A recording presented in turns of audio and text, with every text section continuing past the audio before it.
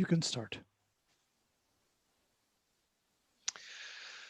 I wish you a warm welcome from Bucharest for this last session of our week around the Heritage Contact Zone. We treated different aspects for this last 2 hours. In the first hour, we will have really practical issues. We will talk to some of our partners, to their experience, and they will show us how they dealt with the project and with some workshops. But before this, instead of explaining you again the main content of the project, we'd like to show you, maybe again, because some of you were there already some days ago, the short film we made about this project. So please, Alex, go on for our little film.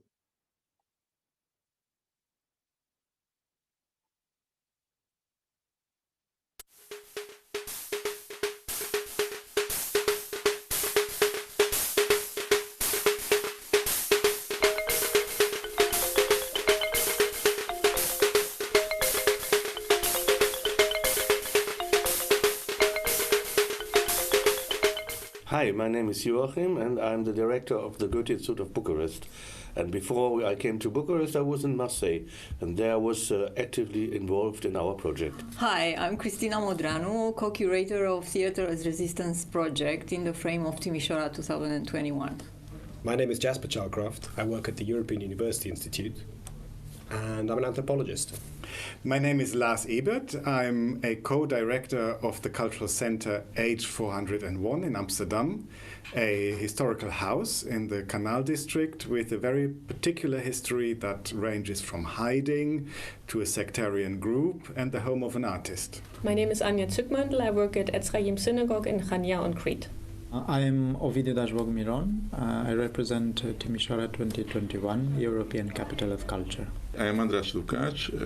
I am the president of the Human Platform and also an activist of the Living Memorial Group in Budapest. My name is Konstantin Fischer. I am the curator of the exhibition Parallel Points of View, organized by Ezrayim Synagogue Anja.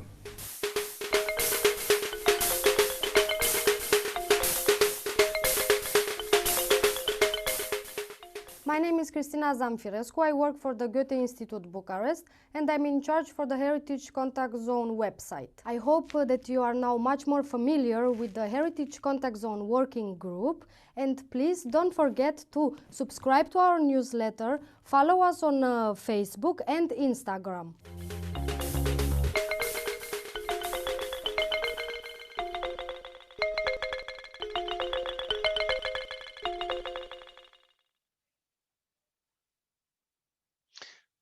Thanks a lot. So during the first hour of our today afternoon session, we will speak again about the project, about the toolkit and policy, and how to work with contested heritage.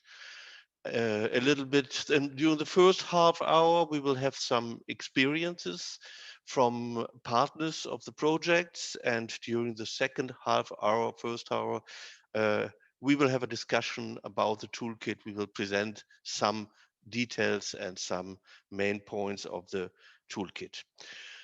And then we will have a small break, just some minutes before we continue with a discussion with European policymakers around the policy statement, Rooted Participation, Heritage Contact Zone in support of new heritage policies. I'd like to start and to give the floor to three of our partners. First of all, and they will present with some slides their experiences. First of all, I would like to ask Anja Zückmantel. She is a historian specializing in European and Middle Eastern history, and she is living in Anja on Crete for 14 years. She is the administrative director of Ezrayim Synagogue. And please, I would ask Anja to talk with us, to tell us about your experiences. Yeah, thank you, Joachim.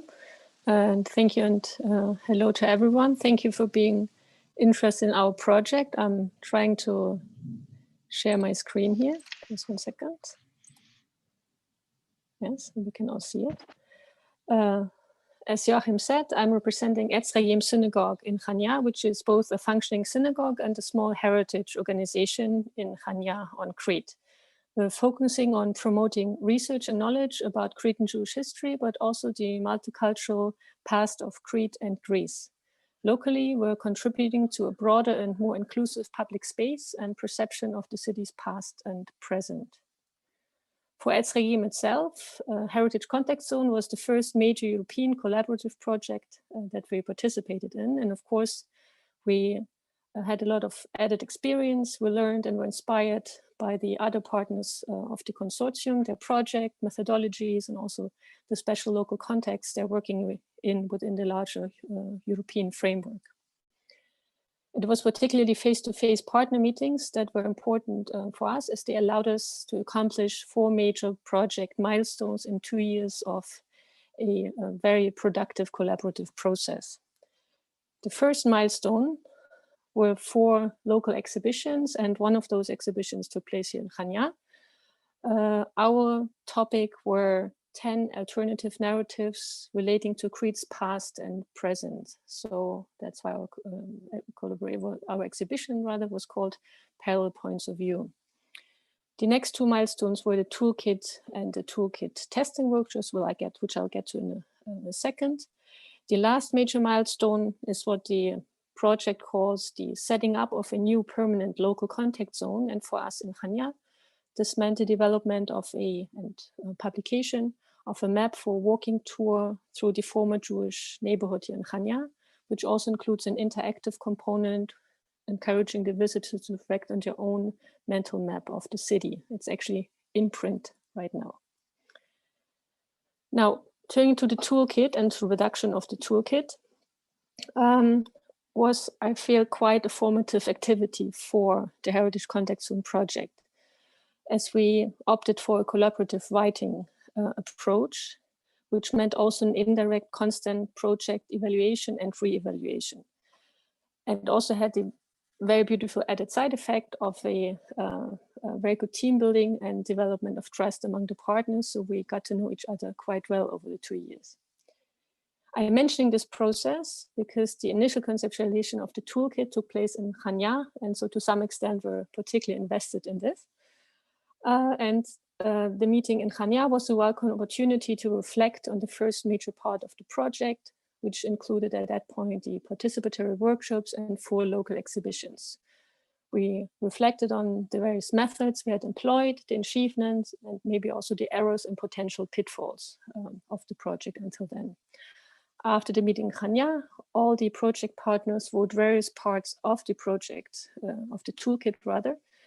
So what happened was that a diverse group of writers came together, all of them with different experiences, workshop styles, exhibition concepts, all from varying levels of theoretical institutional frameworks. And of course, they all work in very different local and national contexts. And for me, I feel this is the very basis for the very broad scope and also applicability of our toolkit. The first versions, of course, were somewhat disjointed, but that was to be expected. And what turned out to be very fruitful was a group of 3 lead editors who had the capacity and also the oversight to handle the general editing process. But the fact that we still all partners worked together online and during the partner meeting in Timișoara on several collective revisions and the completion of the toolkit. I'd like to conclude with a few observations on policy and applicability of the toolkit. At Ezrayim, for us, one of the most pressing matters of the project was the communication of neglected and alternative narratives to mainstream parts of society. And of course, we view this from the perspective of a small heritage organization. And this question, as you find or have already found if you took a look, is also reflected in the toolkit itself.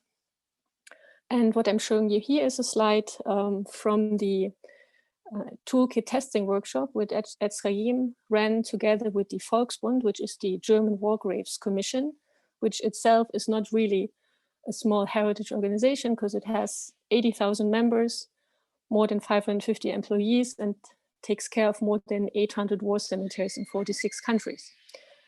But still, the toolkit workshop was quite successful. The actual topic was the planned reconceptualization of an exhibition on the Malem War Cemetery, which is operated by Volksbund here in Crete. And the goal was to make the exhibition on that spot more inclusive and to provide a more inclusive, more, let's say, historical, accurate or modern perspective on the German occupation of Crete. The toolkit proved quite useful also in this setting because, of course, specific projects like the exhibition, even at large institutions like the Volksbund, are of course conceptualized by a relative small group of practitioners, so to speak. And also for that group that came together, whom you see here, for that group, communication with the mainstream narrative, of course, is also a major issue. First of all, they have to achieve legitimacy within the institution itself, but also with the general public and quite a number of local stakeholders. Volksbund has already communicated to us that they considering using the toolkit for other projects that they're running. And Ezraim itself has since then passed on the toolkit already to other organizations, like for instance, the Melk Memorial in Austria. And in conclusion, I'd like to emphasize that also, of course, at Ezraim, we're quite pleased to have the toolkit as a guide to also review and reconceptualize our work in the future. Thank you very much. Thanks a lot, Anja, for this interesting explanations.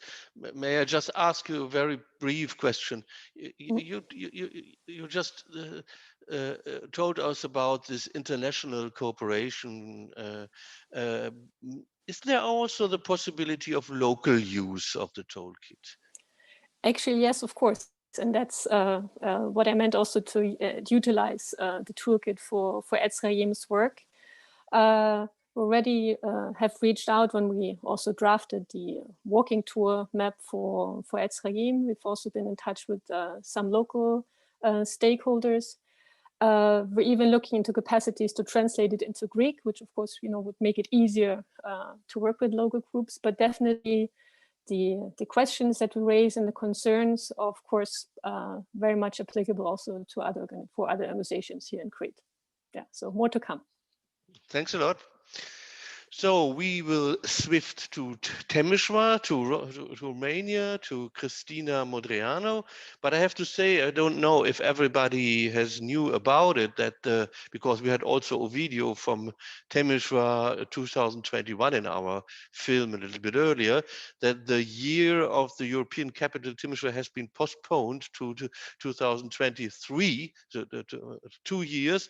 And we hope that we could, with the following projects, Heritage Contact Zone 2, so to say, also organize activities in the framework of this European year and this European capital. Cristina Modreanu is a theater critic, editor of Scena Ro, a performing arts magazine, and over time she had curating performing arts festivals such as the National Romanian Theatre Festival, New Drama Festival Timișoara, and currently Bucharest International Theatre Festival. She is a researcher and she writes over the history of Romanian theatre and its socio-ideological implication. Her book, A History of Romanian Theatre from Communism to Capitalism, was published last year by Routledge, and she is, if I'm right, busy with a new book. Thank you, Joachim. Yes, you're right. And it's a book inspired very much about this project and this collaboration. I'm happy to say that. A few words about theater as resistance, because this is part of Timișoara 2021, now 2023. And I do hope we will continue our collaboration in the future.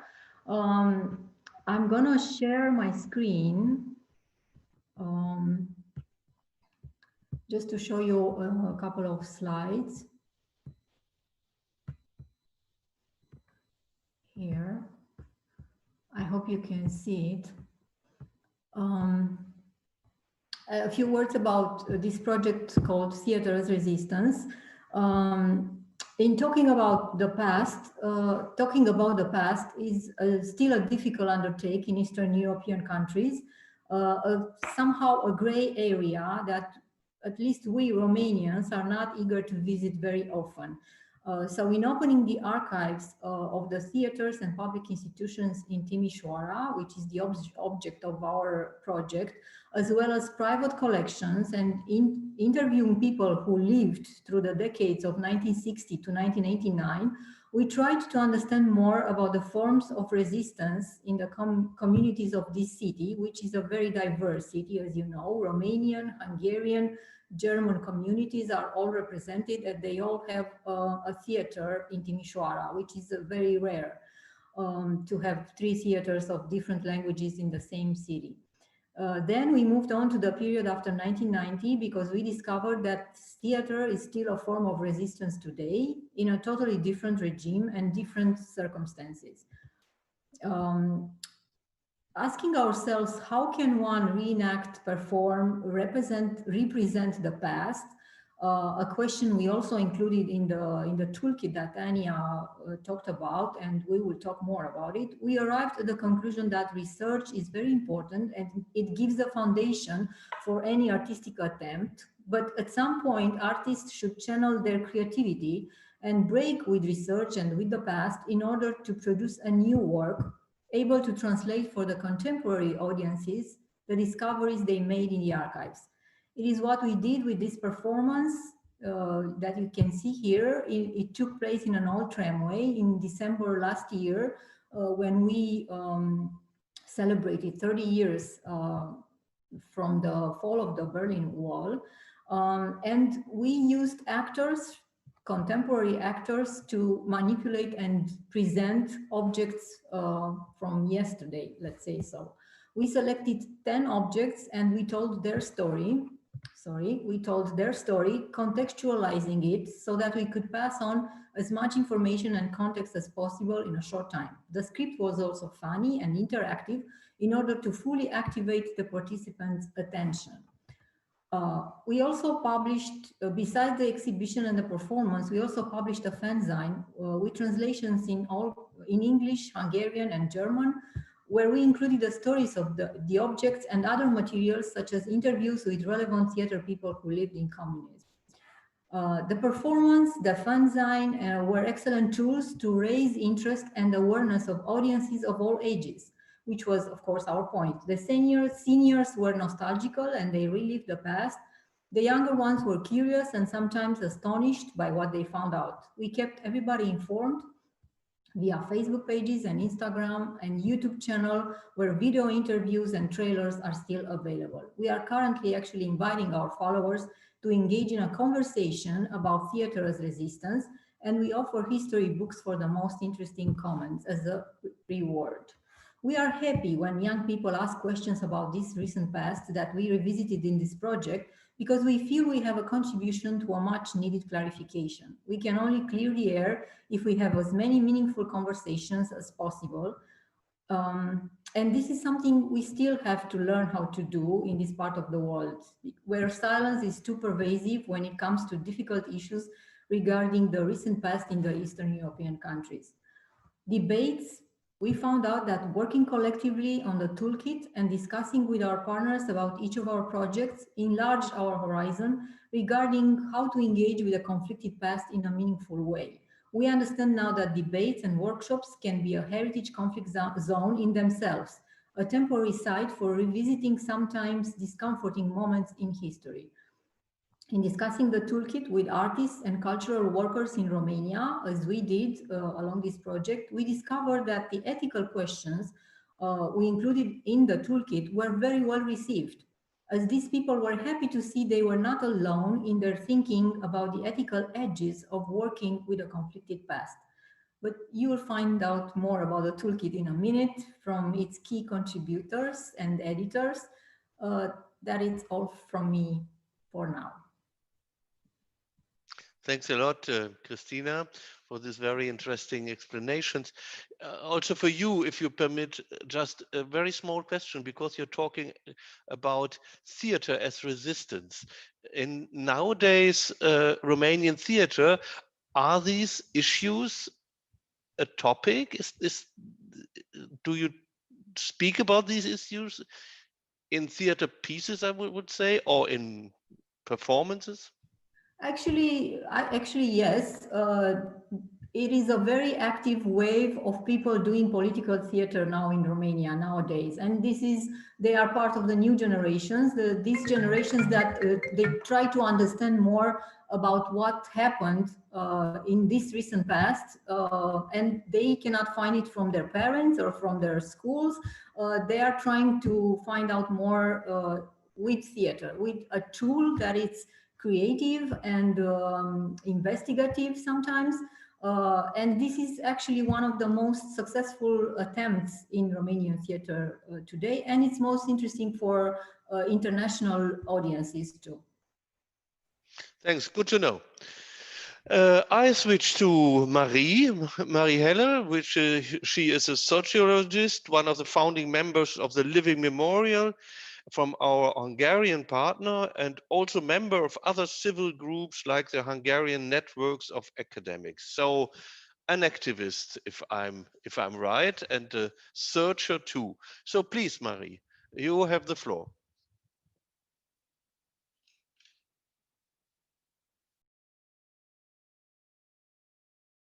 You have to unmute your mic, please.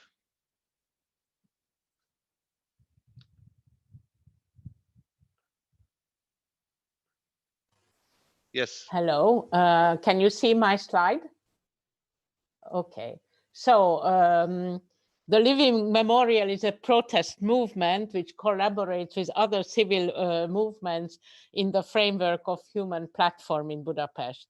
The Living Memorial was created in 2014 to demonstrate against the history falsifying memorial commissioned by the Orbán government to commemorate the German occupation of Hungary in 1944. The aim of our movement and its fostering methodology are to create space and occasion for people to come and discuss problems and traumas, conflicting views and narratives. This is why our logo is the two empty chairs, to invite people to come there and sit on these chairs and tell their stories or their problems, to listen to each other and try to discuss all the problems in a peaceful way. So our main goal is we want to empower people to openly discuss contrasting views and speak up even against official views and official propaganda.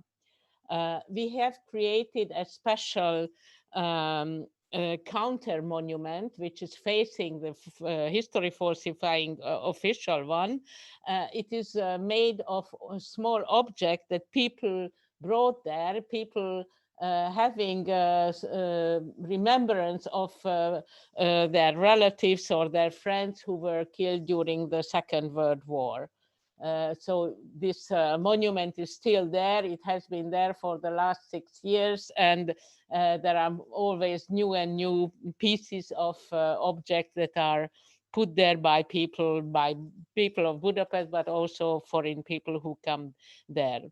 But we also organize regular discussions in public spaces, most of the time near the Living Monument, but sometimes in other places. Everybody can join in, sit at our white chairs. We have several dozens of white chairs now, and anybody can join in the discussion if they accept some very easy and simple discussion rules. We have these discussions in public spaces when the corona is not preventing us from that, and also even in bad weather. So you see, we also bought some blankets so that people should not be frozen, but we even have a mobile winter pavilion to discuss during winter times. And here you have a picture about the two monuments, the real one and the fourth one facing each other. Many social problems have been discussed during this event. So the school system, the healthcare, unemployment, poverty, the universal minimum income, and so on, but also many family histories and traumas, private traumas, which all characterize the very complicated history of our country. And each discussion is recorded on video, and we have a very, very large archive with all these events. We were very happy to participate in the Heritage Contact Zone project. We had 3 sub-projects that we organized during this time. One was an exhibition where we presented 50 objects, and there were several meetings organized for the people who presented these objects to tell their family histories. The title of our exhibition was Shattered Memories, Living Objects, and the evenings were really very, very interesting, with very strong and difficult stories, and some evenings it was really hard to share the very complicated past of the person who was talking. This is just a piece of our exhibition. It was a digital exhibition in the sense that the objects were presented, but everything which is related to the object, their stories in English and in Hungarian, and other photos and documents related to the stories are to be found on our web page, which is still available. And you see some of the discussing moments when somebody presented their object. There was a second sub-project that we organized. It was a contest for young artists to create a new memorial about the Trianon Treaty. The Trianon Treaty, which had its 100th anniversary this year, which was which marked the end of the First World War, and where Hungary was really one on the loser side. And the Hungarian government, the actual Orbán government, commissioned a rather chauvinistic memorial to commemorate this event. So our idea was to ask young people, young artists, to imagine other alternative plans for commemorating this event. And it was a very successful sub-project. We had 18 projects that were sent to us, and we organized several discussions where the young artists could explain what they wanted to express, and curators, art historians, and museum directors also participated in it. And we, of course, we used the toolkit and the methodology of the toolkit during these discussions. And the last one is the third sub-project is about the representations of the nation. This topic was proposed to us by a new young member of our civil group. And it is also a very important question nowadays in Hungary, because there is a very strong government propaganda which tries to give an image of the country where Hungary is very strong, and it's a rather jingoistic, very warlike, very militant image of Hungary. It often represents Hungary as a superpower, at least in Central Eastern Europe or in the Carpathian Basin. And we think that there should be some other images of the nations that should circulate in the public sphere. So this is why this is a new project, and we had already 2 discussions where the problem was debated. And I would say that the outcomes for our group of the whole participation in the project, in the heritage content project, there are very positive outcomes. First of all, we had new publics, so that we were able to reach new people. We had many participants for all the 3 sub-projects, and there was quite a lot of media interest to present it, especially for our exhibition. And we were able to construct this new website with the 50 objects and their stories. And of course, we also could participate in the writing process of the toolkit. So it was very fruitful for us. And we think that the toolkit was a very interesting cooperation. And it certainly added new things to our methodology, but in the same time, we were very happy to be able to share our experience with the other partners. And we have just finished translating the toolkit into Hungarian, because I have to say that many of the civil groups that are interested in this methodology cannot really use English as a working language. So this is why the toolkit will be more publicized now that it also exists in Hungarian. Thank you very much. Thanks a lot, as for the others, Marie, for this interesting fact. And for you too, one very small question. You just underlined the political situation in Hungary. And did you have during these years ever some difficulties with local authorities or national authorities about your work, or could your work just quietly as you wanted? Especially at the beginning, we were all the time surrounded by policemen. We also saw the moment when they placed cameras in the city lamps, which are around the place where we have the discussion. So we know that everything is recorded by them as well, not only us. But they never really reacted to what happened. The other thing is that when we created this counter monument, which is facing the official one, we also wrote a letter to the mayor of that district of Budapest saying that we intend to have this there, and it is a place of memory, so they should not touch it. And I have to say that officially it was never bothered. Several times we had vandals attacking the objects, but these were mainly extreme right-wing activists, and each time everything was replaced and put back in their place. Thanks a lot. So hopefully we could collaborate during the second period of the second project as good as we did during the first one. Thank you very much. I will give the floor in a minute to Jasper. He is a research fellow at the European University Institute of Florence and an anthropologist specializing in heritage and social inclusion. And I have to stress the 2 facts before you have the floor, Jasper.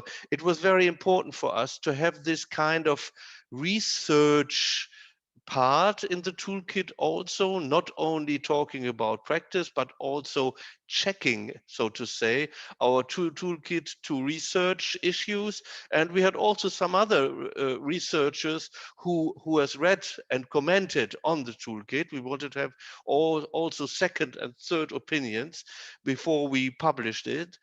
And we have got very positive reactions. And last but not least, because Lars will also talk about it a little bit later, I have to say everybody collaborated in a fantastic way by writing this toolkit. But I have to underline the 2 masters of this toolkit are Lars, Ebert and Jasper. And thank you much for this, because this was really hard work. So with this, dear Jasper, you have the floor to talk about the toolkit. Okay, thank you very much for those kind words, Joachim. I'm going to ask a question to start with, which is, can a toolkit ever substitute for experience? No, of course it can't, but we hope that in some way it goes towards making people's work with difficult heritage a little bit easier, to put you a little bit ahead. Anja has very usefully covered some of the origins of the toolkit's development, the collective experience, how we critically explored issues together, and that's super important. But I think I'm going to stress 3 questions that for me personally underlie why we wrote this toolkit. I'm going to share the screen, all I'm going to do is show you bits of the toolkit as I talk. And then I will remove my share screen when I come to talk to 3 of our practitioners in a minute. So, here we go. The 3 questions that underlie why we wrote this toolkit for me are, can we bring together these very different experiences from people working in very different contexts? Also, why is it that some people are either not engaged or negatively engaged with a particular past? And thirdly, can participatory art practice improve and broaden citizens' engagement with difficult pasts? Now, during the writing of this, of course, we've had a series of major global issues influencing how the heritage sector has been feeling. One of those would be the Syrian civil war, and part of that story, of course, was Daesh's destruction of heritage in the Near East. More recently, of course, the Black Lives Matter has put first and foremost the continued contentious role of public monuments or heritage in public space. And all of those issues have filtered in very much to what we've been writing about. But this piece of collective work, this toolkit, has covered a range of issues. Audience development, dealing with the media, managing risk, how do we protect the identities of participants, how can you find a facilitator, really quite practical issues. So our key focus in creating this toolkit was to create one that would be useful for a range of heritage actors. We wanted it to be useful to artists, institutions, civil society activists. And in a way, a core message is this is not so much about best practice, though we describe it as such, perhaps in a slightly self-inflated way, who knows, but more an idea that it's best to practice. We believe very much, I think, and the toolkit reflects this, that it's constant critical self-reflection on what you're doing that improves your work, improves your practice. So we can give some advice, and we give advice in this toolkit from our own specific projects. But we also believe, of course, that you, with your own specificities, are the experts in your field. Nevertheless, we set out a series of different strategies in this toolkit, and it's a big one. It's 46 pages long. We don't expect people to read all of it, but to cherry pick the bits perhaps that are most useful and relevant to them. We talk, for example, of how to work with objects. There's a section on that early on in the toolkit, which I will just go to. Here we go. We also talk of a series of what we call contact methodologies. These are ways to build new communities, facilitate change, facilitate dialogue, reenact history, and even how to make policy work. But as this is a consortium mostly made up of practitioners, we asked ourselves, what did we really want when we started out working with difficult heritage? And what were the key questions for us that we needed answering? So the format of the toolkit, which you will see, is mostly, in fact, questions. If you look here down on page 1, you'll see there's a series of questions here, how-to questions. We wanted them to be practical ways that we could discuss the things you need to do if you've got an issue around a certain theme. So what kinds of questions might be useful to you as a practitioner in this toolkit? I'm going to imagine for a minute that you work with contested heritage and you work in a context that is deeply divided over the recent past.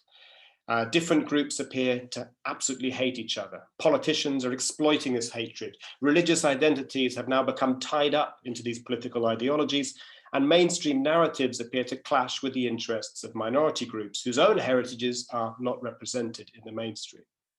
The existence of previously long ignored monuments is now provoking street protests, and social harmony itself appears to be threatened by any discussion of the past. So you have many questions that you need to address in order to act in a confident way that's going to try and create meaningful social change. You want to, for example, build a new community. You need to build new audiences around heritage.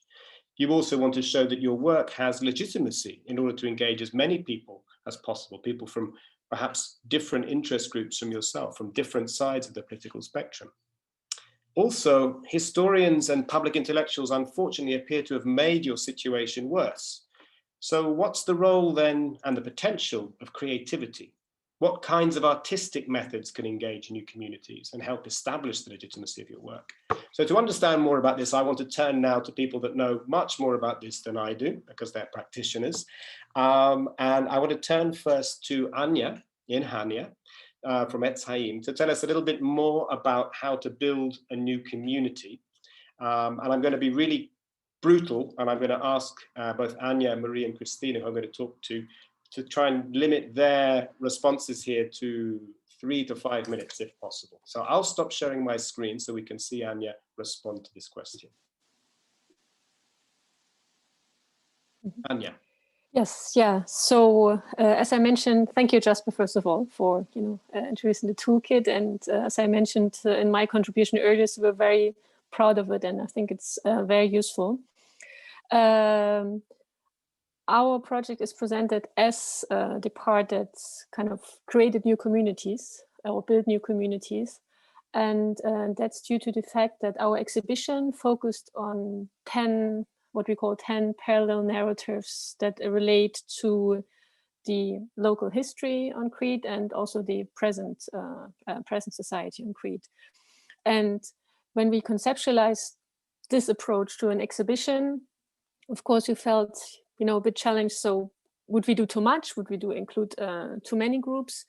But also, is it us who creates those groups, or do those groups already exist and we're just enabling them to express their narratives? So in a sense, without having a toolkit, we're already asking lots of questions.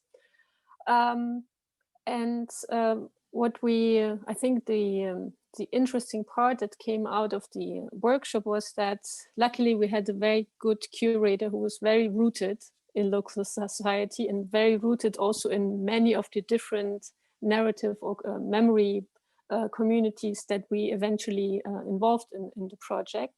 So what was a benefit for realizing the participated workshops that eventually led to the exhibition was that our curator could relate to most of those groups, either personally or could, genuinely make a case that he was accepted as part of the group during the workshops. So I think that's one of the main, of the main strategies, or one of the main tools one can employ to, not create those groups, but rather, to uncover them and give them a platform.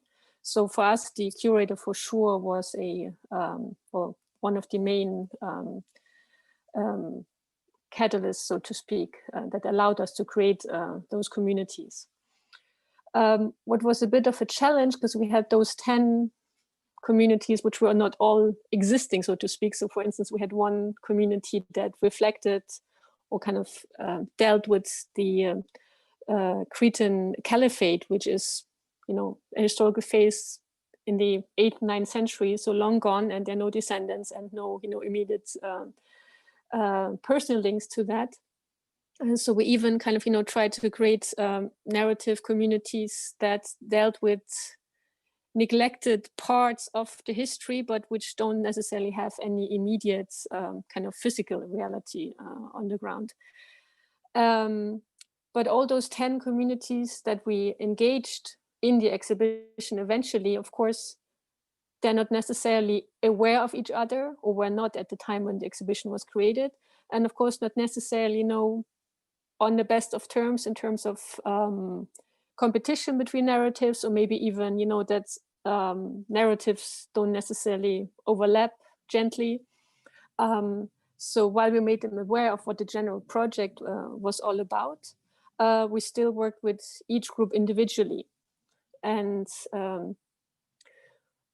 eventually we hope that, you know, in a further or in a future project, we can either engage those groups more directly, or even bring in other groups who could, you know, respond or kind of develop their narrative in response or in relation to a previous project. So I think that's the second lesson that we took well, from the exhibition project and from the Heritage Contact Zone project, is that building those communities, of course, is a long-term process, right? So it's not concluded with the one exhibition that we did. So for us, this was more rather like a, you know, first step, like a cursory view to look at what's possible, you know, what are possible kind of alternative parallel narratives that would enrich what's already, you know, kind of discussed and present in the town. And so rather we see this as a first step. And that's why, of course, the toolkit is even more important for us, because now we know we can reach out to other local stakeholders and communicate much easier our approach or what we're kind of trying to get to. And, you know, build on the 10 communities we have now and engage them in different ways and find new local partners in this project. That's fantastic. Thank you very much, Anja. Yeah, I mean, I take one particular message from what you've just said again, which is that crucial role of having the right facilitator, that person that can bridge the mainstream narrative to other narratives, but also, as you've said, between different groups who don't necessarily get on or agree, and you need to spend a long time, a lot of energy bringing people together. And it's a wonderful example of the work you've been doing. So thank you so much. And I want to pass on to our partners in Budapest, Living Memorial. And I'd like to ask Marie to tell us a little bit more, because of your experience in dialogue and reusing public space, but to tell us a little bit more about how to claim and communicate legitimacy for a project. Yes, I think it's important that the organizers or the facilitators should understand the situation in which they step in. They have to see the cleavages in the society, have to have a certain knowledge before they start to work with a group of people, knowing the different viewpoints that exist in that topic and the contrasting opinions. And they also have to consider the risks and also the possible results that can be attained. So I think that the organizers should be really aware of the situation. And of course, they do not have the same legitimacy as would have an official research institute or a museum or some kind of an official player in the field. But what they can do is to use as much as possible of all these different skills and knowledge, pieces of knowledge. So they should cooperate with other people and organize partnership with the different institutions, and also use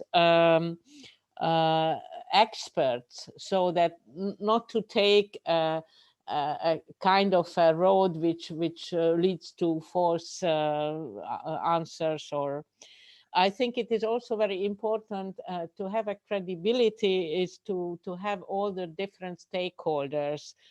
They should be invited and represented during these debates. They should have the possibility to argue and present their points of view.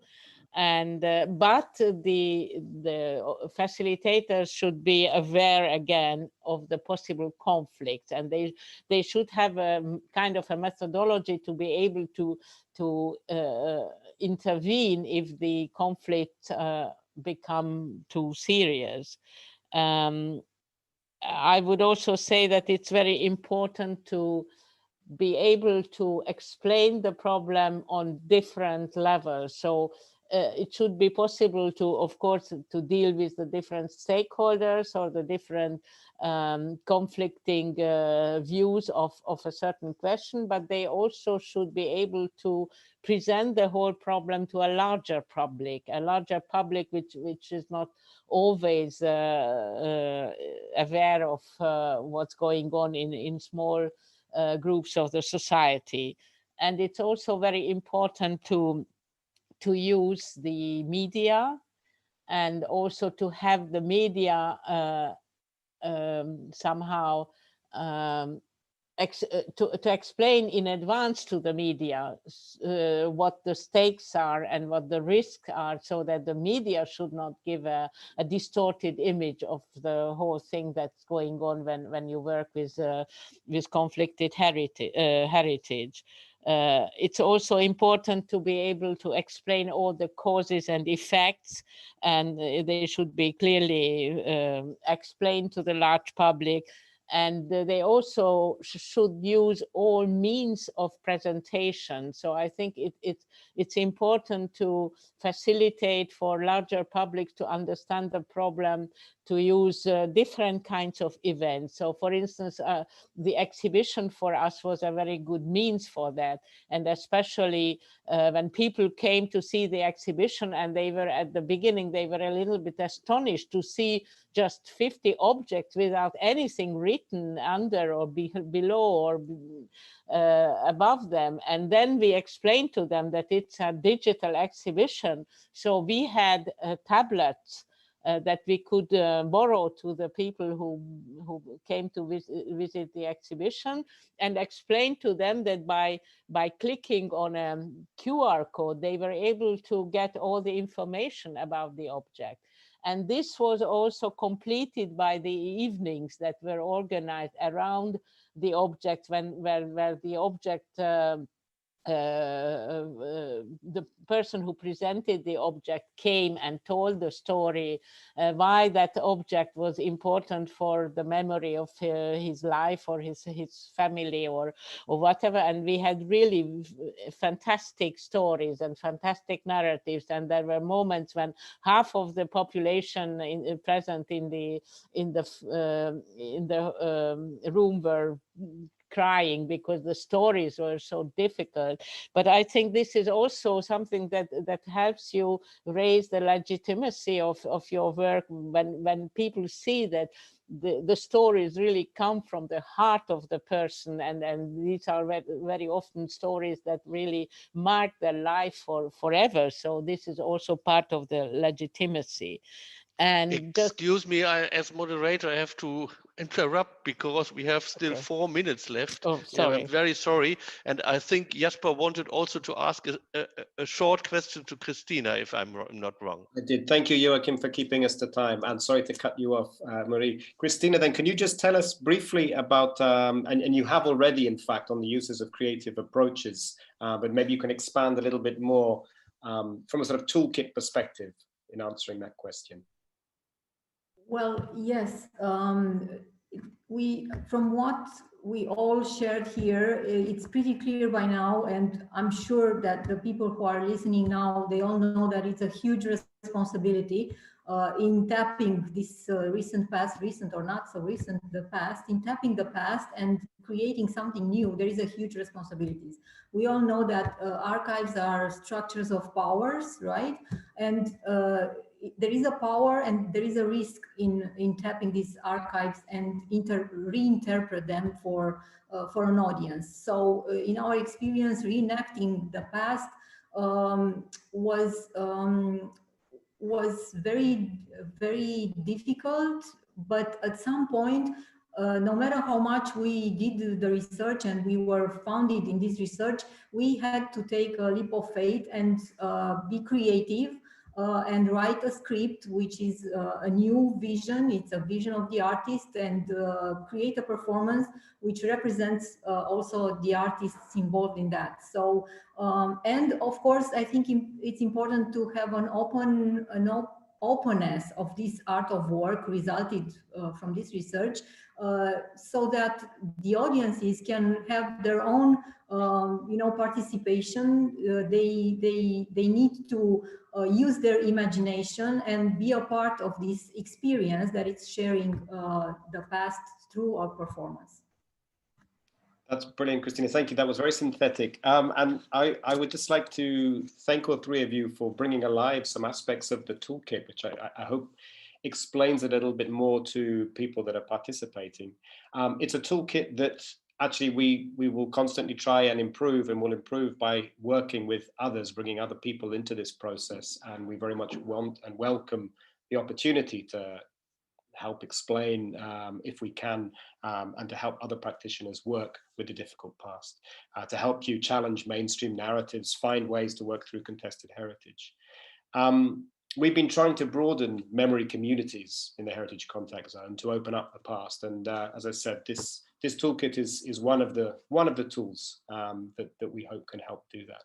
Thank you, Joachim, for keeping us to time. I'll pass back to you, and thank you all very much. Thanks to all of you, and we just don't have any time left, and we want to have a very, very small break, only 3-4 minutes, and I hand the floor over to Lars, who will moderate the second part. So please don't quit, just stay there, and we will come back in 5 minutes, I suppose, and we will also show you another short film in the beginning of the next session. Thanks to you all, and see you a little bit later. See you in 5 minutes. Thank you.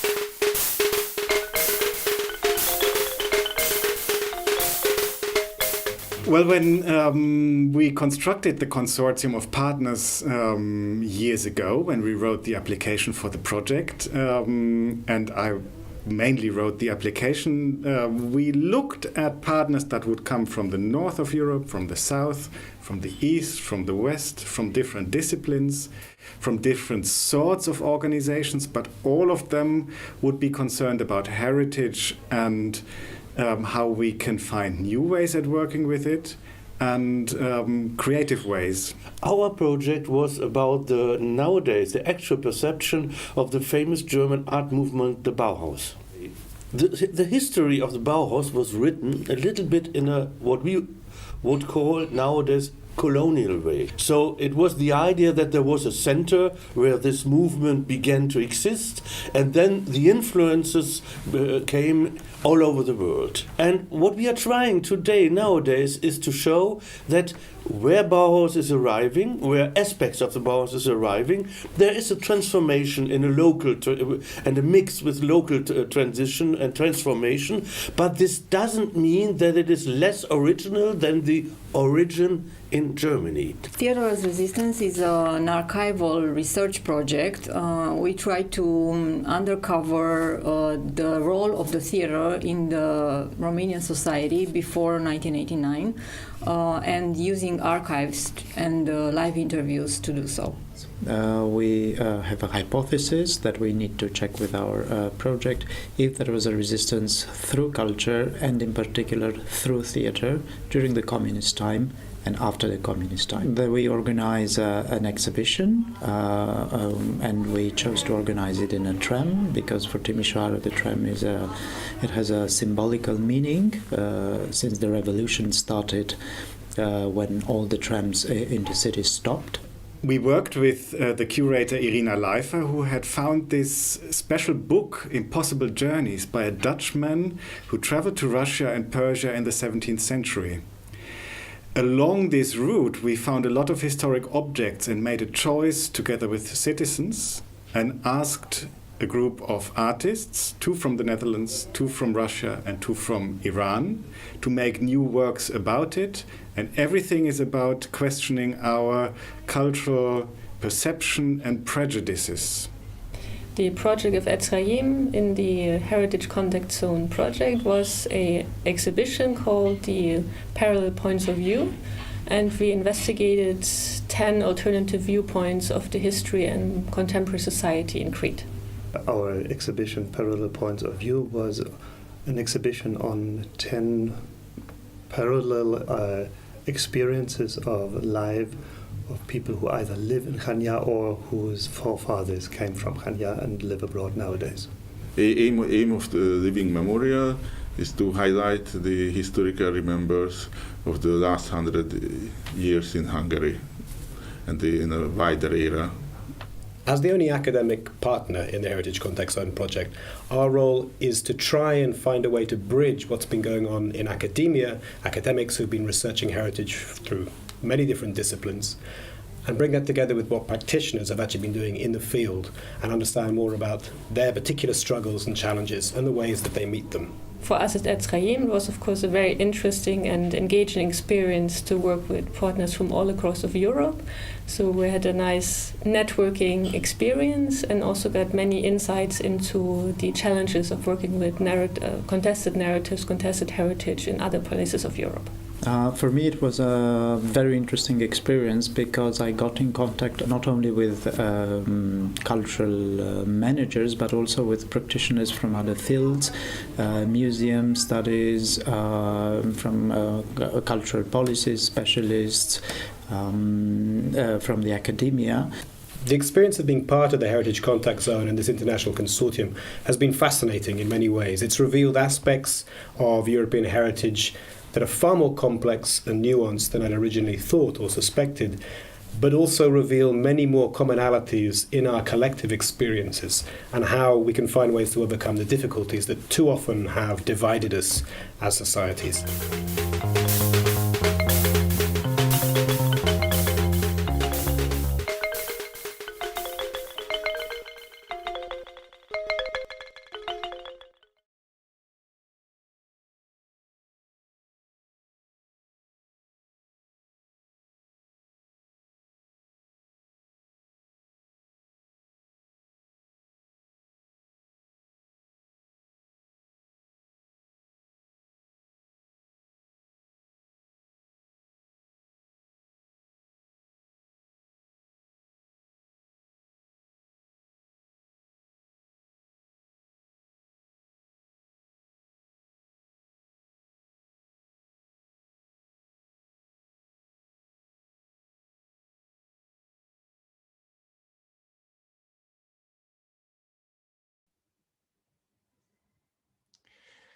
Okay, I hope everybody's back from the break. I see some more names coming in. Almost everyone is back from the break. I hope you enjoyed the little film about the project. Meanwhile, backstage, our panelists for the last session have joined. I'm taking over the moderation for this second part of this last afternoon of the Heritage Contact Zone Week of Contested Heritage. My name is Lars. I work for H401, the Amsterdam partner of the project. And I have the honor to moderate this last session, which is about policy. Now, why are we interested in policy? You've heard this week already on Monday, when we conducted national workshops and had an international panel conversation about working with difficult conversations. You had heard the keynote lecture of Andrea Pedro yesterday, which somehow worked out why contested heritage is so much at the forefront of the fights for inclusivity in Europe at the moment. You've learned from Jasper and Joachim and the colleagues from the different countries in the previous hour about the toolkit, which is our main outcome. But we have also produced a policy paper that we are going to launch in this session. And the question is, why do we feel we also need to speak up to policy? Now, you have heard and learned that this project was financed in a special call within the European Year of Cultural Heritage 2018. But we started the project in autumn 2018, basically at the end of the year. And already during the year, there was a lot of talk about the legacy of the year, which I guess still carries on the legacy and will carry on also after this project.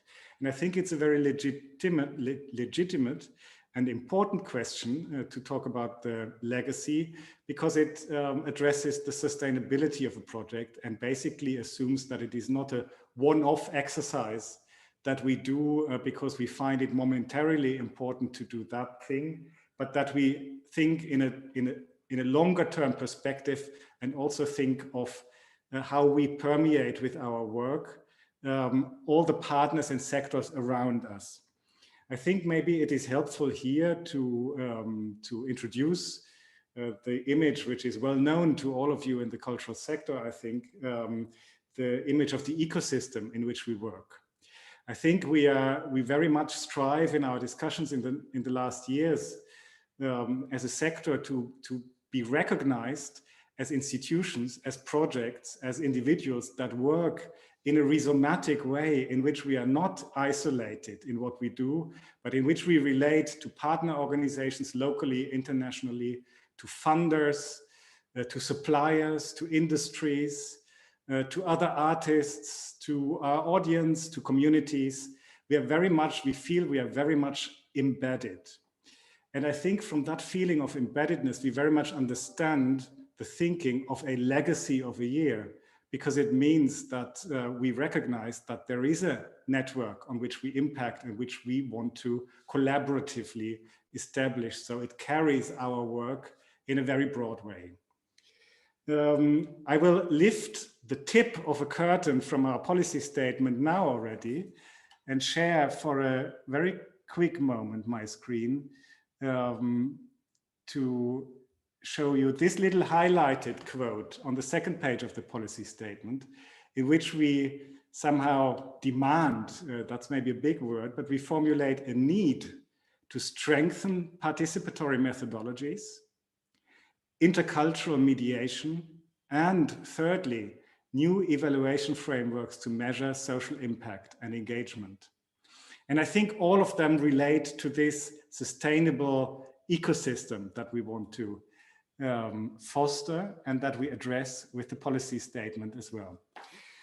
I think that the three panelists of today, in my view, somehow each have to say something very meaningful to one of these three aspects. I'm very happy that we've got member of European Parliament, Niyazi Kızılyürek from Cyprus with us. And I have the impression that you can speak especially with regards to intercultural mediation, but let's see, you can please surprise us with everything else. We've got Erminia Sciacchitano, with whom we already had a really nice pre-briefing, and from that I know that participation is something very close to your heart, so I think you'll say something about that.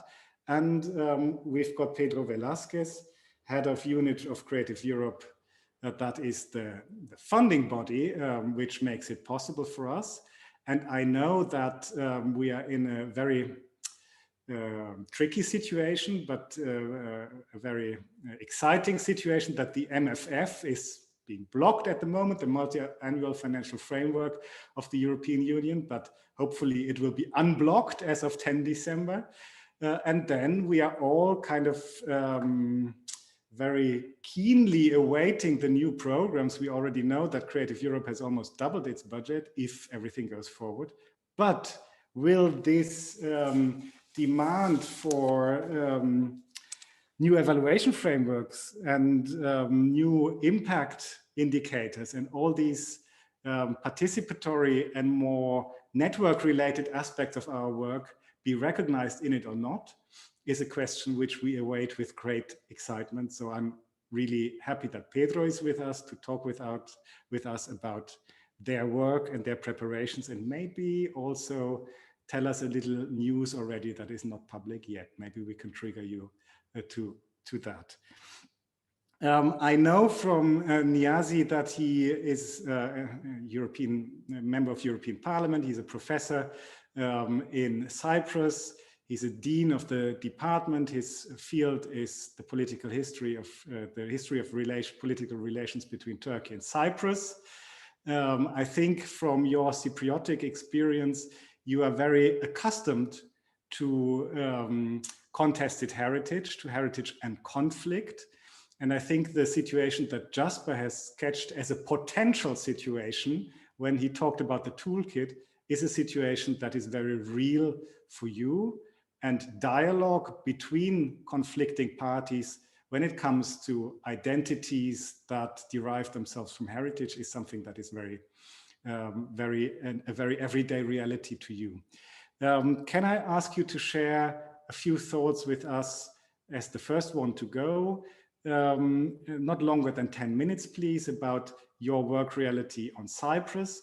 And maybe you can relate it a little bit also to the discussions you hear in the European Parliament, maybe from the Cult Committee of which you are a member also. Thanks for being with us, Niyazi. So, hello, everybody. Hi, Lars. Thank you for inviting me to this very meaningful debate. Unfortunately, I have to leave in 30 minutes but sorry about this, being engaged in other things. Now, let me tell you a few things so that we understand each other better. I am a Turkish Cypriot professor who is at the Greek Cypriot University over years. I'm a Turkish Cypriot living in the divided country of Cyprus. In the southern part, it means with the Greek Cypriots together. And I have been elected first time in our history by both community voters, Turkish and Greek Cypriots. I believe people who respected my work for reconciliation in Cyprus supported me. So Cyprus is a microcosm, so really, of conflicting collective memories, ongoing differences, a divided country, divided memories, many antagonism at different levels, starting from history teaching to cultural heritage. So in that sense, what's going on in here right now is an example to avoid. Now, Cyprus, of course, tries to learn from the European Union's history. I mean, our basic aim here is to arrive at reconciliation and political union, and especially to arrive at a political union by respecting the cultural differences. Now, here we are, I mean, in a European Union world, how do you come to a union economically and politically by respecting cultural differences? And these differences are not just differences. They are embedded with historical luggage, antagonisms, warfares. So in that sense, cultural activity, the common cultural space, which is so much needed in Europe, is also a space of dialogue, and especially an exchange of collective memories. And it is very, very important. This is what Cyprus needs, but also is what the European Union as such needs, because we don't have a common collective memory. We don't have a common space of memory within the European Union also. So that's why I choose to work in the cult after I was elected in culture, coming to cultural education, because I very much believe in this sector of cultural education, which we can really help to build up a togetherness by respecting the differences, by overcoming our conflictual situations. Cyprus is a conflict zone, as I said, all right, already. But there are also many social, civil society initiatives, by communal peace activities. Many people are trying to come to some common references. For example, we are insisting on to modernize our education. For example, history teaching is one of the most important aspects. How do we teach history on this island, in the schools of the island, without producing prejudices against the others? That is something that we are far away, of course, to cover, but in civil society, we have many activists working, including myself, working towards this direction. Now, when we talk about identity issues, we know that there is always a fear. When we talk about history teaching and reform, first thing which comes into the minds in certain elites is about a kind of loss of national identity. No, we don't need to be afraid that we're going to lose our national dimension if we live in a multicultural democracy, as it is European Union. Now, this is, so we have to include members of society into a permanent processes of exchanging memories, because this is the only way to understand each other much better. Not in abstract sense, but in concrete terms, to come to the terms with the others' realities, because there are many different realities. And we cannot talk about, as if there is a union. We can talk about our common European political values, of course, democracy, human rights, etc. But we have all this historical legacy, which we have to work on. And so my key concept here is let's exchange memories in all different levels and try to do this. Now, to come to cultural heritage, just to give you an example, in Cyprus, there is a warfare when it comes to this. Some people, they want to protect their mosques. Some may want to protect their churches, for example. And this is also a kind of antagonism. But parallel to this, thanks God, first time we have a bicameral technical committee financed by EU that is really working on cultural heritage, and they do act together. They try to restore churches and mosques without discrimination.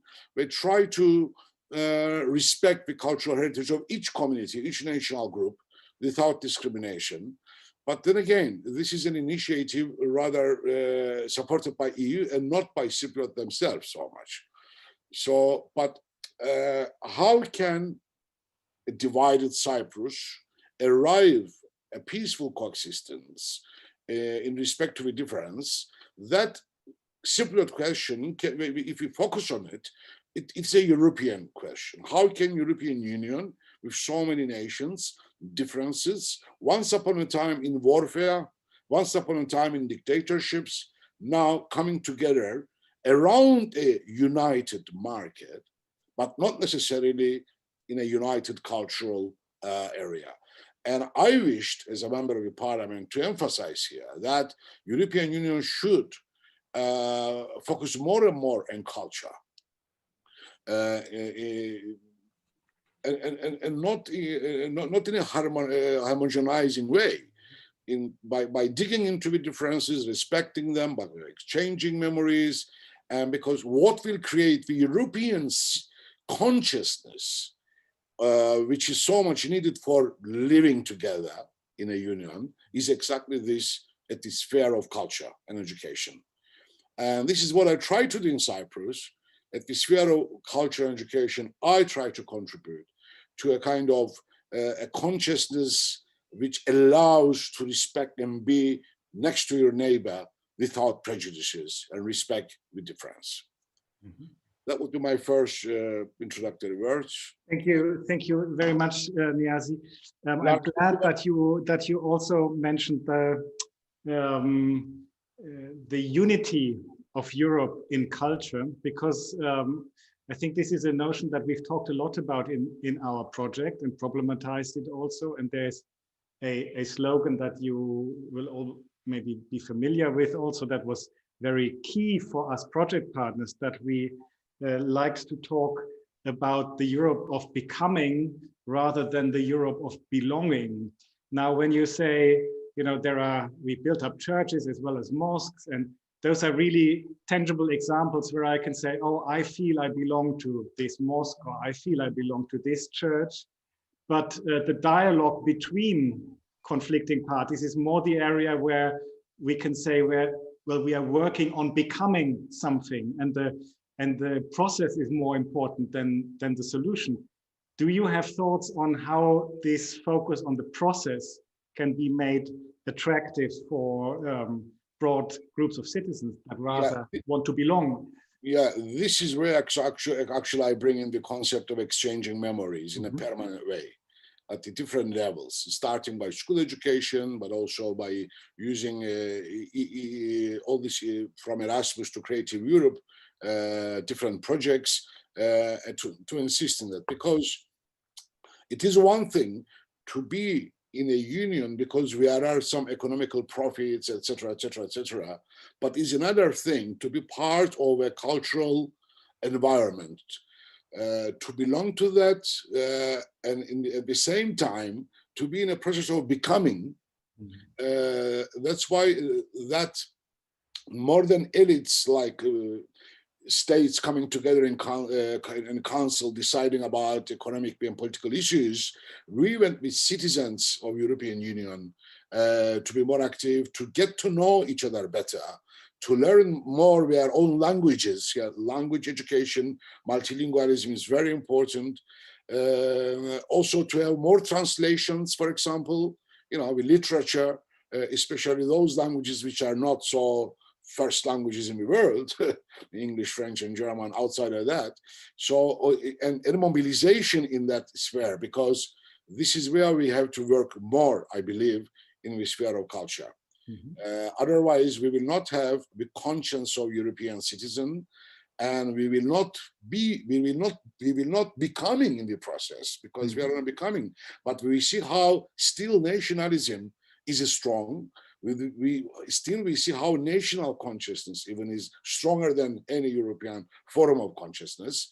And that is, of course, one of the biggest challenge, how we're going to become in next 10, 20, 30 years, is exactly in investing here to develop more and more sense of Europeanness, European consciousness, which is not to deny cultural characteristics of any nation or any community. Thank you very much. That is a very important contribution to our conversation, I'm sure. Thank you. Lars, thank you. I'm sorry about this because I have to leave now. I have still 5 minutes to follow or some other colleagues. Okay, but it's nice that you found the time to join us, and we will take your thoughts into our conversation later. And if you have an offline moment in which you want to watch something back, we'll share the recordings with you afterwards. Thanks very much. Thank you very much, Lars. Okay. I would like to now go to Erminia Sciacchitano. It's very special that you are here, Erminia. At the moment, or very recently, since this year, I wonder whether you ever saw the ministry from the inside, because I think you started your new job at the ministry in Italy, Ministry for Culture, Heritage and Tourism, this year, more or less with the beginning of Corona. And until that, from 2014 until now, your new job, you've worked for the European Commission. And if I understand correctly, you were at the heart, at the core team that of the inception of the European Year of Cultural Heritage, its implementation, and also taking care of its legacy. And I think in that capacity, you are very well aware of our project also, of not only our project, there were 25 projects in the special call in total. And I'm very glad you found the time and you can comment a little bit from your meta perspective on the year about what this project does, and also the policy statement that we formulated. please, I'd like to give the floor to you. Thanks. I will share my screen.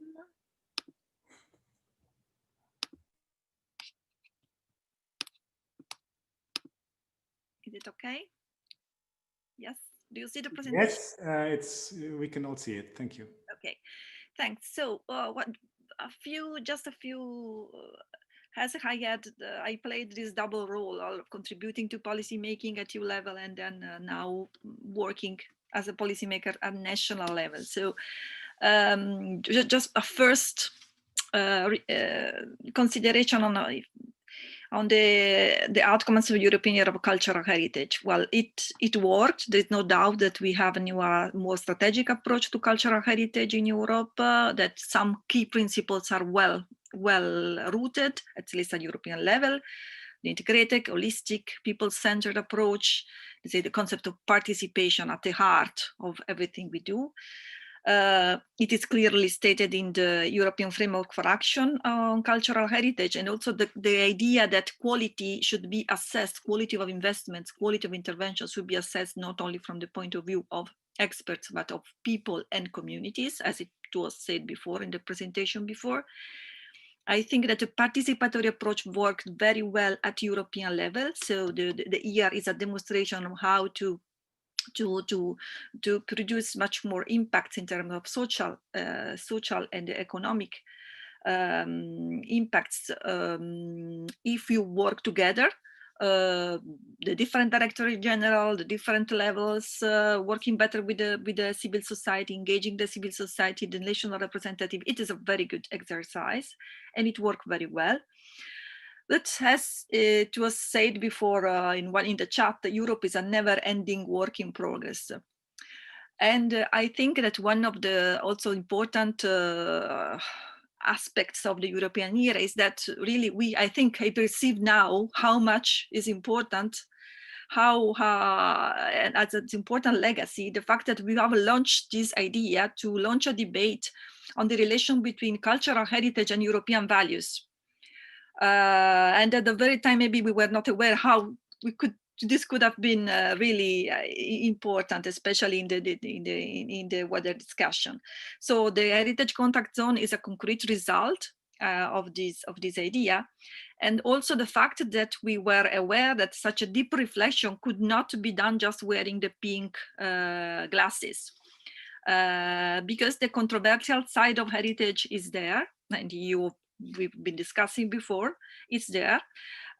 It's clearly stated in the Council of Europe Framework Convention on the Value of Cultural Heritage for Society, the Faro Convention, which is a key document that has inspired the EU policymaking and the European Year of Cultural Heritage. The fact that a reflection on Europe's cultural heritage is a deep dive into issues like remembrance, understanding, identity. And this reminds us that ideals, principles, and values that we share today and are enshrined in the Article 2 of the Treaty of the European Union derive from progress, but also from maybe dramatic events we have experienced. And we should never forget that the Faro Convention was born on the ashes of the Mostar Bridge. Now at national level, I think that those approaches, it's different from the European level. I think we are not at the same stage. We need more time. Those principles needs to be better understood, endorsed. For instance, we have just ratified in Italy the Faro Convention. It's a success story, but it took 15 years. 7 years after the signature and 15 years after the opening to the signature. And this is important. Maybe it was important to have this long debate because changing mindset takes time to change mindset. But now we have several locally rooted initiatives, and we are also using the Faro principles in our national strategies. But there is still need to link the dots of innovation into, let's say, to better connect the top-down and the bottom-up approaches. To break the isolation, as Lars, as you said. I think that this is also due to the fact that we still think in terms of results. While, as you have demonstrated very well, the process is a part of the result. And I think we should always keep this in mind. We are experiencing new approaches. So we need to start experiment, to test. This was also stated by the OMC Working Group on Participatory Governance on Cultural Heritage, which has produced a very interesting report that I invite you to look at, which stretched, for instance, that innovation does not always mean new. This innovation is a kind of a mantra, but you can adopt a model developed elsewhere. But what is important is to be brave enough to push the limits and at the same time to be patient, to listen, to be a risk taker, but at the same time to make space for the others to create. Let's say, do not be scared by questions. It was said before, the crucial part was to look for questions, to identify the right questions. So don't rush to find a solution, but first ask the good questions. I just want to put forward some challenges that I see, because I think that the toolkit is a fundamental, very important document. Some new challenges as a policymaker, how to ensure the sustainability of those processes, because the sustainability relies on the long-term engagement of communities. Here is an example in San Sepolcro. I went there this summer.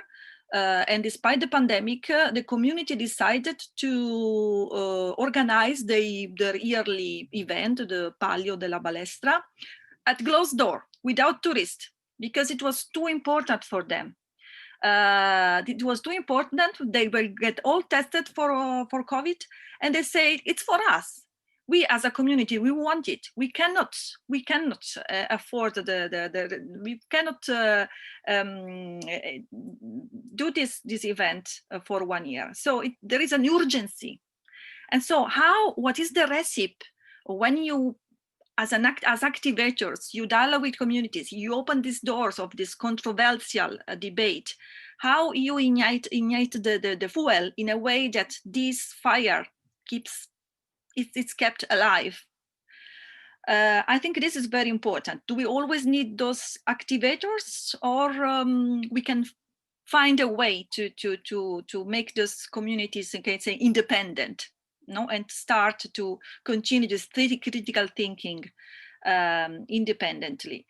I think the interdisciplinarity is fundamental, and this is one of the key aspects, key aspects I have appreciated of your work, is that you have involved anthropologists, because without anthropologists, I think these aspects cannot be really tackled and really in a way that you can produce results. Another challenge I see in the future, this is an example, this is an artwork coming from Galway, European Capital of Culture.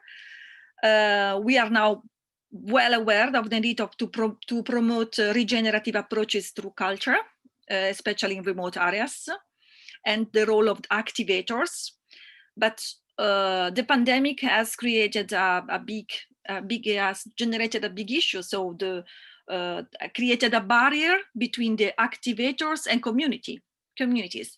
And this was important, particularly important in the European Capital of Culture processes, because, for instance, the activators, the artists, the creators, that normally are the activators coming from outside, could not anymore interact with the local communities.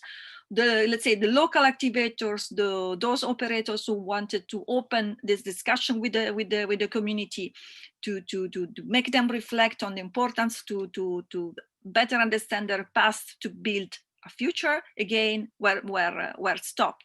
So this is an important issue. Now we have digital tools, but how can we use those digital tools? Because everything happens using the human content and human touch.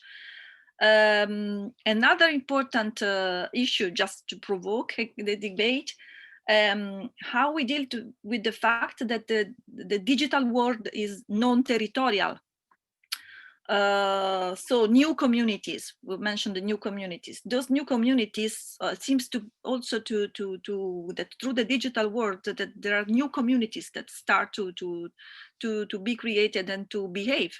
And the Black Lives Matter movement demonstrate, because in a few days we have seen a worldwide reaction against some contested heritage, episodes of destruction, and the cultural community could barely react, not be engaged in this discussion, they were not anymore the activators, or at least the mediators of the discussion. I think this is a big challenge to understand how to put all those experiences into the digital, new digital way of dealing with the communities.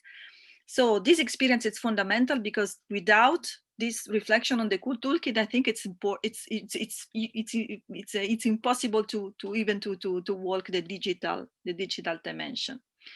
We have some positive examples of communities. The Climate Heritage Network, for instance, is advocating on the importance of culture and cultural heritage in the climate debate. So we have good examples. But I think we need to build capacity, and that's now why I'm happy that now Pedro is there, because I think this is fundamental. How many operators are capable to implement those new principles and approaches? Are they equipped with the new transversal competencies, soft skills needed to reach out communities? Do they have the negotiating skills needed to open the debate on sensitive and painful issues in a constructive way? Culture can foster innovation, but also changing mindset and practices needs a long time. So I think this is an open issue for all of us. Yes, of course, how to root innovation, how to be sure that this good experience become the good seeds for better and more effective policies, but also how to enable the sector to be the protagonist of this change. So toolkits are not substitute of experience, as it was said, but they are desperately needed because they encourage the experience and they accelerate the experience. That's all for the moment. Erminia, thank you so much for your thoughts and your presentation. It is especially nice, and I think for all the partners that are here of the project, and pleasing to realize how much you've delved into our project and our outcomes. That's stunning, and also the critical aspects that you point out, such as the digital challenge at the moment, or also, you didn't say it like this, but I'm kind of being a bit more provocative now, the failure of the cultural field in a way when it comes to clashing heritages, when statues and monuments are thrown into harbor beds, which is kind of from a digital movement and the cultural sector, who should be in the driver's seat to enable positive and inclusive and dialogue-based new initiatives from that dynamics, is in a way a step behind. As a little sideline, Joachim has mentioned it, we have submitted a new application in the Erasmus program. We hope we get it for next year, because that would go exactly into the capacity building, because we realize with the toolkit and everything that we've experienced now in the project, we now need to go out and train the trainers, so to speak, and really work and take time and build trust with the stakeholders to apply the methods that are needed at the moment. We are running out of time, so I quickly pass the word to Pedro Velazquez. Pedro is a deputy head of unit of the Creative Europe program at the European Commission, and has worked in other functions. I could quote from his CV, but I think the most important thing for us, and I'm speaking for us as a consortium, but also for the cultural field, is that Pedro engages with the cultural field. For instance, I remember that I've seen you, Pedro, at all the Culture Action Europe annual conferences of the last years. Well, this year was digital, but in the years before in person, which means you leave your office and you come to the work floor and talk to people, which makes your work very credible. And I'm really happy that you are here to share some thoughts with you. Please, not longer than 10 minutes. I have to be strict at this moment. The floor is yours, Pedro. Thank you, Lars. It's a pleasure to talk about those inspirational interventions from Erminia and from Mr. Kızılyürek. Now here I come to talk about money. It's not very inspiring, but I'll do what I can. So I've read your project, your statements, and it addresses a very relevant issue. I believe that this how to untap the potential of heritage spaces for creative processes and dialogue is a very important one. This is very relevant for our program, for the program I deal with actually for Creative Europe. I will take some time to update you about the latest developments of the program, and I will share with you information, if I have time, on 3 blocks, one about news, tell you some about novelties, and some info about 2021 cooperation projects. Well, I'm sure you already know that you mentioned before that recently, 10th of November, there was an agreement to top up the budget of Creative Europe. They agreed to add 600 million euros for the next period. This means that the program will reach a budget of 2.242 billion in 2018 prices. If we compare it with the budget that we have now for 27, it means more or less an increase of 60%. Different figures when we apply to current price, but we are still on these calculations. This is, I guess, good news for everybody, but we are still a small program. We are still a small program, and this is important not to forget. As you can imagine, we are implementing now, working on the implementation of all the aspects, all the details.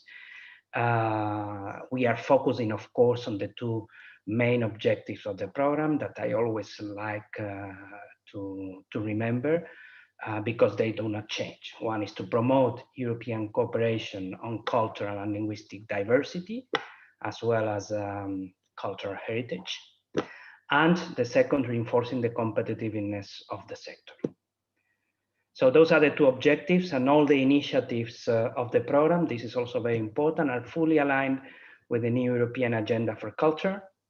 Perhaps you think this is obvious, but well, not so. This is the first time it happens. The program is also fully aligned with the political priorities of the Commission. Erminia mentioned some of them, but I'm thinking now about crossover priorities like gender equality and the Green Deal. And these 2 big political priorities will be fundamental as cross-cutting issues in all the programs. So when you will be designing and proposing future projects, it's going to be extremely important that you integrate them. So the program is also in line with the multi-annual work plan for culture of the Council for 2019-2022, and also with the communication on cultural heritage for Europe, to simplify the title. So Creative Europe will be the main financial instrument to implement our policy objectives in culture, of course, but there will be other programs and financial instruments, and this is important because there will be other instruments to support cultural activities, but never forget that they will be pursuing their own policy objectives, not our policy objectives. So we have now additional resources to support European heritage projects. This is, again, as I said, a good news, but in the current situation of the sector, these budgetary resources will not be enough. So this is why we put this time a lot of emphasis on synergies and complementarity with other EU funding programs. We have recently had a good example with Erasmus+. You just mentioned you applied for that. Well, the call launch in August has been, well, I wouldn't say a success yet, but our colleagues and us, we are very happy with it because it has gathered a lot of interesting projects. We are in the phase of evaluation, and these projects will build new partnerships for creativity, putting together education institutions and cultural and creative organizations working, as you said, for skills and training, etc. And let me remind that the budget was 100 million euros, which is more than the double than cooperation projects this year. So this is very important amount of funds. And as I said, I hope we will have soon the results. Well, I've read your rooted participation document. Actually, I had the same slide that you had showed before. You make that call to place community involvement at the core of the new Creative Europe program. But you also, that you are right, mentioned Horizon Europe, the Rights and Values programs, the European Regional Development and Cohesion Funds. And of course, we agree on that. These are opportunities. These are opportunities we cannot miss. And for example, within Horizon Europe, we'll have a new cluster on cultural and creative industries. And also under the European Institute of Innovation and Technology, there will be a new knowledge and innovation community, what we call a KIC. And this new KIC will deal with cultural and creative industries specifically. So you need to pay attention to that. So the accent of synergies is really one of the most important novelties of the program. But there are others, and the sectoral approach is one of them. Another one is the individual mobility scheme. The new sectoral approach is an add-on. This new sectoral approach does not replace other schemes like cooperation projects or networks or platforms. It will be a new added action that will cover needs that are not taken on board by the current program. Or at least they are not taken on board the way we would like. And cultural heritage is one of those sectors. The cultural heritage is singled out in our proposal as one of those sectors. This means that cultural heritage project will be able to continue benefiting from the cooperation project opportunities, but they will also be able to benefit from these new sectoral actions. The focus of these new additional sectoral actions that I am mentioning will be put on capacity building, professionalization, and talents, but also international opportunities. So, and I'm sure you are very interested and you will be able to take advantage of these new opportunities. And then I wanted to also mention the other novelty is iPortunus, which is the first ever EU dedicated fund for individual mobility for culture professionals. We started the scheme last year. We funded mobilities for 337 artists for them to go for cross-border mobility activities. The action continues this year in 2020, but for reasons I don't need to explain, we had to postpone the launching of the calls this year. But there will be a new call in December, and you will have one call per month between December and June. So be on your marks if you are interested, because there will be a special call for creators and cultural professionals in cultural heritage. So this will be an excellent opportunity, again, for professional development, for sharing and disseminating technical skills. Always. Sorry to interrupt, will this be the December call? We make it very concrete. No, I cannot be so concrete at that. Okay. It could be, but we are still deciding. Also because, as you can imagine, depending on the evolution of the pandemic, perhaps there are typology of beneficiaries that need to move less than others. We are also gauging all those aspects. It's not easy. It might well be, but I mean, have a look to iPortunus site after 15th of December and you will see. But always, as I was saying, always think that you need to move to another country. That's the basics of opportunity. You need to move to a different country from your own, the one where you reside, because residence is the key aspect, is not nationality. So some info now about 2021 cooperation projects that I promised. Well, now at this stage, I'm sure that a lot of people are interested and getting nervous because the call normally are published, but you know the whole situation. As you can imagine, we are all now very busy working on the implementation details of the budget of the cultural strands with all the reserves you can imagine. We had the good news of the agreement of 10th of November with more resources to design these new actions. But as you know, I mean, we need first a stable legal base agreed by the Parliament and the Council. So I cannot be super concrete, but I hope I will be able to give you some information to help you start preparing for the future cooperation projects. Well, first of all, when you will see finally one day the guidelines for our call, you will see that the European cooperation projects will look pretty similar to what you know already. But always in mind that cooperation projects are bottom-up initiatives. So we want the schemes to be very flexible so that everyone can find its way to present a project and to improve access to cultural and creative works. Also important, think about developing innovation and creativity as a masterpiece for your project. So you will find some, I hope, some positive developments in the future call. First, we are going to introduce a new category of projects. So you will be able still to propose small-scale projects for up to 200,000 euros of a grant. Also, you will be able to propose large-scale projects for a maximum grant of 2 million. But this is a novelty. You will be able, most probably, to propose medium-scale projects for a maximum grant of 1 million. And there will be another important, I believe, good news that we are going to increase the co-financing rate. Now the co-financing rate for some projects will reach up to 80%. Not all of them, but we will explain then later. Well, I believe I will wrap up here. I hope this information has been useful and can keep inspiring you to keep imagining ways to involve creators and communities in heritage zones. I'm convinced we definitely need to engage with the citizen directly, and you are the best place at the front line. So thank you very much for your work and for your attention. Thank you very much, Pedro.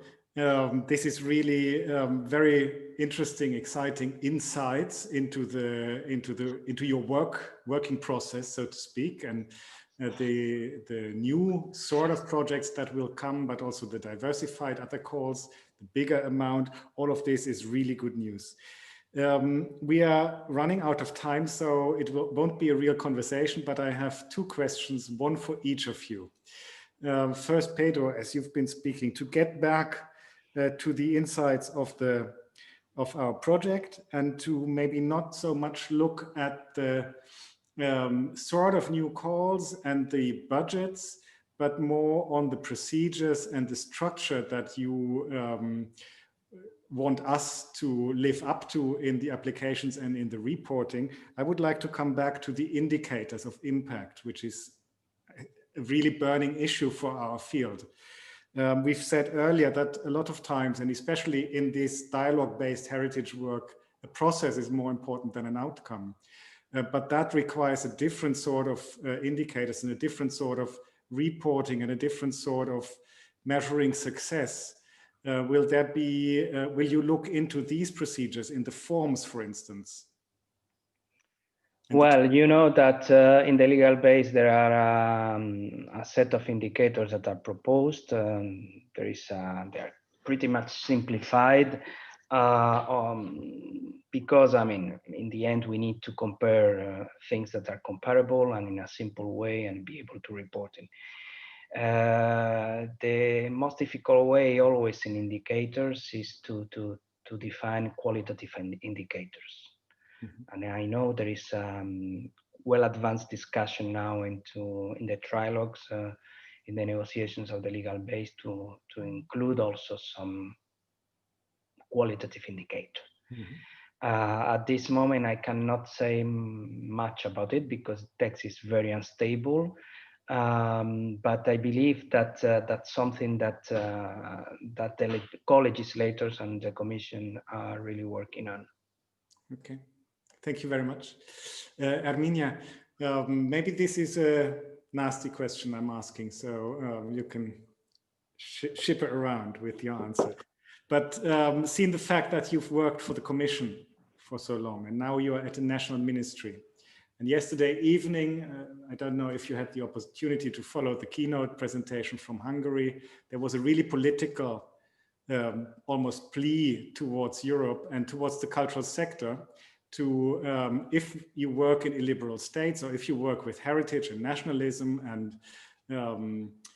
and contexts that are at the center of Europe at the moment, you may want to surpass a national level and get down to municipal level or to the NGOs, to the civil society, which is a bit against the subsidiarity principle. But you know the policy making at the EU, you know the situation at the ministry now, you know the makers in the field, you've shown us examples. How do you see policy cascade down and up? Is it a chain that functions? I not put it in this way. No, because, well, of course, this it's not by chance that we have ratified the Faro Convention in Italy very late, and because it took 2 years, and especially the protest and the antagonists of the Faro Convention were exactly the nationalist movements. So it's not by chance. It is not by chance. So, but this demonstrates that this debate is fundamental and is key. We have to discuss those things. I think we've been silent for too long. We were fearing to reveal the dark side of culture and heritage. Transformation, when you resist to change, you resist for a cultural reason. Okay, so that's fundamental. And I'm also thinking that we're living in an age of transition now. That's if we will look at back in 100 years time, we will go back and look at these years. We will describe them as the age of transition. Nothing is certain. Everything is uncertain. So we are seeing innovation flourishing from everywhere. It can arrive from top, can be originated in the territories. I think it's not now a question of creating chains, or maybe you decide who comes first. Now that the question is really how to make sure that the good part of this change, let's say, prevails, and we go towards collective intelligence, and it's not the opposite. Mm-hmm. Okay. Thank you very much. I think this is a really important plea that we will take with us in the partnership also. Thanks very much. We are running out of time, and I would like to thank Pedro and Erminia for your contribution.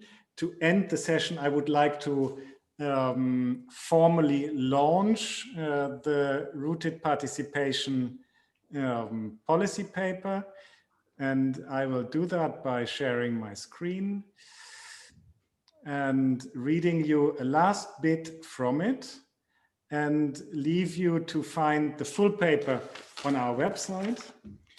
And I would like to read this little bit because we've been talking about the Faro Convention, and it is at the heart of what Erminia also said in the end. The Council of Europe's 2005 Convention on the Value of Cultural Heritage for Society, more commonly known as the Faro Convention, has helped to frame many of the more positive and socially progressive aspects of cultural heritage policies that have emerged in the last decade. It emphasizes that we choose to belong to heritage communities rather than being born into them because of ethnicity, language, class, etc. That is applaudable.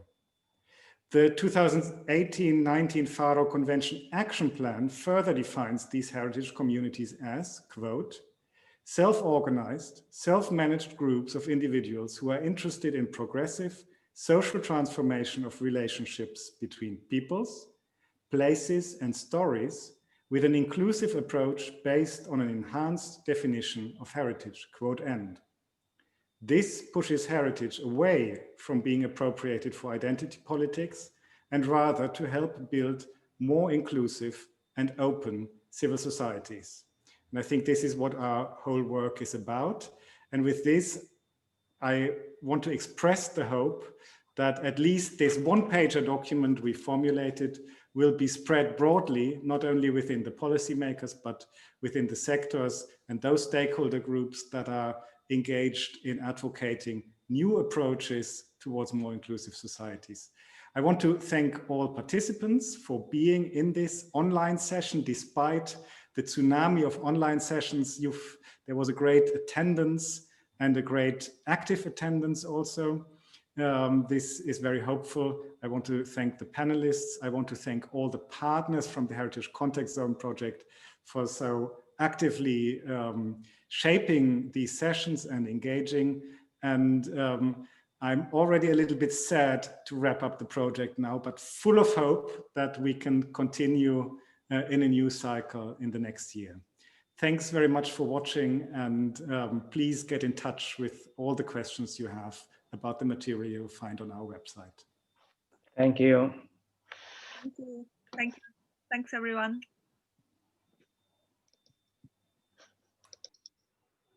Thank you. Bye-bye.